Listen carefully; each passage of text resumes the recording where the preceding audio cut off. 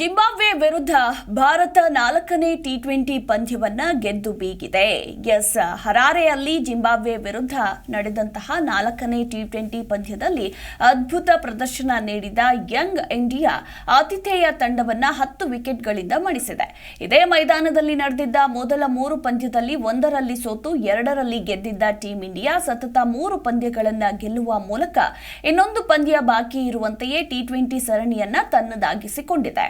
ಪಂದ್ಯದಲ್ಲಿ ಮೊದಲು ಬ್ಯಾಟ್ ಮಾಡಿದ ಜಿಂಬಾಬ್ವೆ ತಂಡ 20 ಓವರ್ಗಳಲ್ಲಿ 4 ವಿಕೆಟ್ ಕಳೆದುಕೊಂಡು 152 ರನ್ ಗಳಿಸಿತು. ಈ ಗುರಿಯನ್ನ ಬೆನ್ನಟ್ಟಿದ ಭಾರತ ತಂಡ ಯಾವುದೇ ವಿಕೆಟ್ ಕಳೆದುಕೊಳ್ಳದೆ 28 ಎಸೆತಗಳನ್ನ ಇನ್ನೂ ಬಾಕಿ ಇರುವಂತೆಯೇ ಗೆಲುವಿನ ದಡ ಮುಟ್ಟಿತು. ಇದರೊಂದಿಗೆ 5 ಪಂದ್ಯಗಳ ಸರಣಿಯಲ್ಲಿ ಭಾರತ 3-1 ಅಂತರದ ಮುನ್ನಡೆ ಕಾಯ್ದುಕೊಳ್ತು.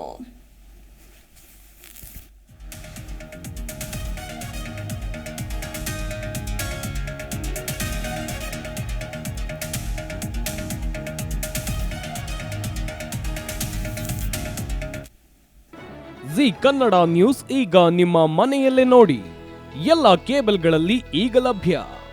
ಸನ್ Direct 292, Jio TV 1334, U digital 162, city cable 51, GTPL 17, Abhishek cables 821, Rock Line telecommunication 51, Shri Basaveshwara number 60, Vinayaka digital number 53, in digital number 896ರಲ್ಲಿ ನಿಮ್ಮಿಸ್ತದ ಜಿ ಕನ್ನಡ ನ್ಯೂಸ್ ನೋಡಿ ಆನಂದಿಸಿ.